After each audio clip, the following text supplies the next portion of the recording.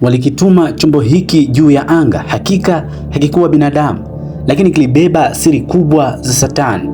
Mwaka 1997 chombo cha anga kilichoitwa Cassini-Huygens kilizinduliwa na NASA. Lengo lake lilikuwa ni moja tu, kufika kwenye sayari yenye pete kubwa zaidi katika mfumo wa jua, Saturn.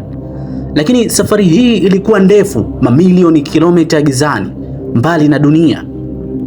Baada ya miaka 7 ya kusafiri angani, Cassini hatimaye ilifika Saturn mwaka 2004. Picha zake zilionyesha pete kubwa zilizong'aa na miezi ya ajabu inayozunguka sayari hiyo.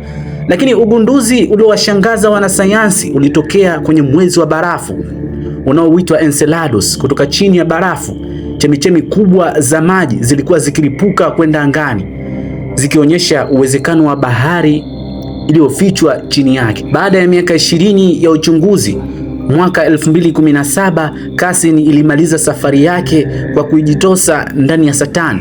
Lakini data bado inaendelea kubadilisha jinsi wanadamu wanavyouelewa ulimwengu. Swali moja bado linabaki. Je, bahari iliyofichwa na Enceladus inaweza kuwa na maisha? Unadhani kuna maisha kwenye Enceladus?